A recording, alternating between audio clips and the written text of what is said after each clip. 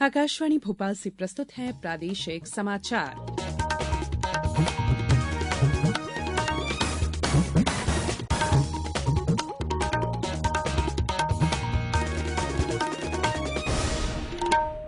नमस्कार, समाचारों के साथ मैं संयुक्ता बैनर्जी। सबसे पहले बुलेटिन के मुख्य समाचार। प्रदेश में अगले महीने आवासहीन गरीबों को अतिक्रमण से मुक्त कराई गई जमीन देने का अभियान चलेगा। विधानसभा का 5 दिवसीय शीतकालीन सत्र आज से। ग्वालियर में आज से तानसेन समारोह की शुरुआत और विश्व कप फुटबॉल के फाइनल में फ्रांस को हराकर अर्जेंटीना विजेता बना। अब समाचार विस्तार से।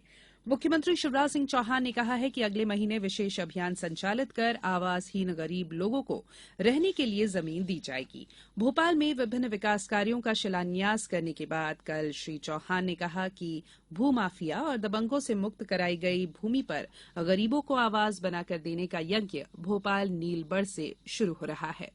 मुख्यमंत्री ने कहा कि ग्राम में जिनके पास रहने के लिए भूखंड नहीं है, उन्हें 4 जनवरी से शुरू किए जा रहे अभियान में प्राप्त आवेदनों के आधार पर निःशुल्क आवासीय पट्टा प्रदान किया जाएगा।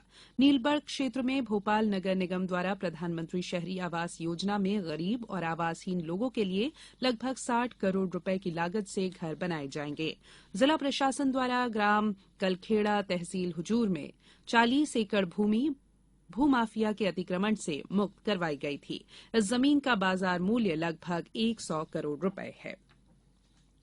प्रदेश विधानसभा का शीतकालीन सत्र आज से शुरू हो रहा है। गौरतलब है कि 5 दिवसीय शीतकालीन सत्र 23 दिसंबर तक चलेगा। इसमें 5 बैठकें होंगी। द्वितीय अनुपूरक बजट भी इस सत्र में आएगा। विधानसभा अध्यक्ष गिरीश गौतम ने कल सत्र की तैयारियों का जायजा लिया। इसी बीच कांग्रेस ने भी एक बैठक कर सरकार को घेरने की रणनीति बनाई।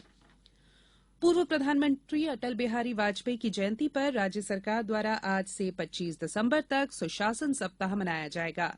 मुख्यमंत्री शिवराज सिंह चौहान ने कहा है कि सुशासन हमारा संकल्प है। हमारे लिए जनसेवा ही सुशासन है। जन शिकायतों की अधिकतम संख्या को निपटाने के लिए सरकार की पहल है। मुख्यमंत्री श्री चौहान ने ट्वीट कर कहा कि सुशासन सप्ताह के दौरान सभी जिला कलेक्टर अधिक से अधिक संख्या में जन शिकायतों और सेवा प्रदाय आवेदनों का निस्तारण करने का प्रयास करेंगे। उन्होंने कहा कि जन शिकायतों का निवारण करते हुए योजनाओं का लाभ अधिक से अधिक हितग्राहियों को पहुंचाया जाएगा।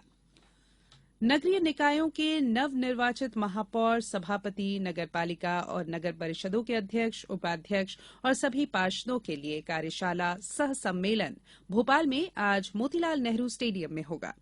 मुख्यमंत्री शिवराज सिंह चौहान सम्मेलन को संबोधित करने के साथ ही सोनचिरैया मेला और विभागीय प्रदर्शनी का उद्घाटन और स्वच्छ सर्वेक्षण 2022 में उत्कृष्ट प्रदर्शन करने वाले और राजस्व वसूली में उल्लेखनीय कार्य करने वाले निकायों को पुरस्कृत करेंगे। प्रशिक्षण में मुख्यमंत्री अधोसंरचना, मुख्यमंत्री पेयजल योजना की जानकारी दी जाएगी। कार्यशाला में नगरीय प्रशासन और विकास विभाग की विभिन्न परियोजनाओं, घटकों और विभिन्न मिशन के मॉडल का प्रदर्शन किया जाएगा। प्रधानमंत्री नरेंद्र मोदी ने कल त्रिपुरा और मेघालय में 6,800 करोड़ रुपए से अधिक की कई परियोजनाओं का उद्घाटन किया और आधारशिला रखी। अगरतला में एक जनसभा को संबोधित करते हुए प्रधानमंत्री ने कहा कि परियोजनाओं से पूर्वोत्तर राज्य के विकास को और गति मिलेगी। श्री मोदी ने कहा कि सरकार जनजातीय समुदाय के जीवन में सुधार के लिए प्रतिबद्ध है। उन्होंने कहा कि पिछले 8 सालों के दौरान पूर्वोत्तर क्षेत्र में कई राष्ट्रीय राजमार्ग बनाए गए हैं और अनेक ग्रामीण क्षेत्रों को सड़कों से जोड़ा गया है।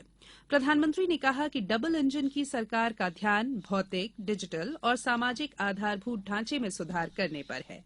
उन्होंने कहा कि सरकार आयुष्मान भारत योजना के अंतर्गत आम जनता को स्वास्थ्य देखभाल सुविधाएं उपलब्ध कराने को प्राथमिकता दे रही है। ये समाचार आप आकाशवाणी भोपाल से सुन रहे हैं। हमारे समाचारों को अब आप कभी भी और कहीं भी अपनी सुविधा के अनुसार सुन सकते हैं। ये समाचार बुलेटिन यूट्यूब, ट्विटर और फेसबुक पर AIR न्यूज भोपाल पेज पर सुने जा सकते हैं। इसके अलावा आप हमारी वेबसाइट news.air.com पर या AIR न्यूज ऐप पर भी समाचार सुन सकते हैं। ब्रेक के बाद बुलेटिन में एक बार फिर आप सभी का स्वागत है।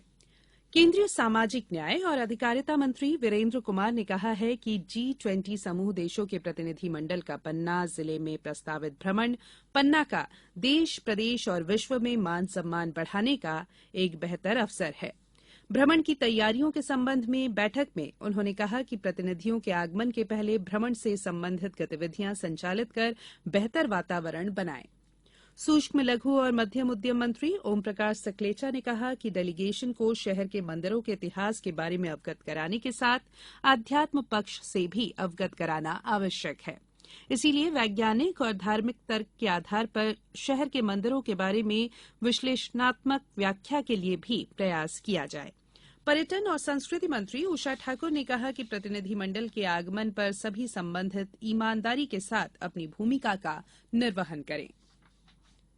शास्त्रीय संगीत के क्षेत्र में देश का सर्वाधिक प्रतिष्ठित महोत्सव और विश्व संगीत समागम राष्ट्रीय तानसेन समारोह ग्वालियर में आज से शुरू होगा।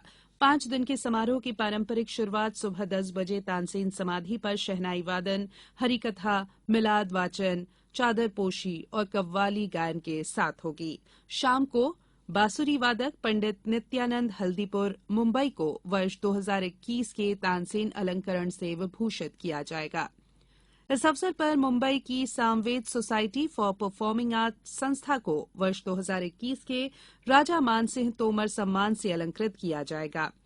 पंडित नित्यानंद हल्दीपुर बांसुरी वादन प्रस्तुत करेंगे।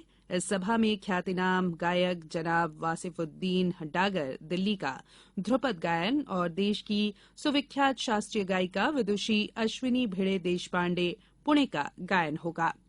इसकी पूर्व संध्या पर विश्वविख्यात सूफी गायक पद्मश्री हंसराज हंस ने सूफियाना कलाम, भजन और गीत प्रस्तुत किए।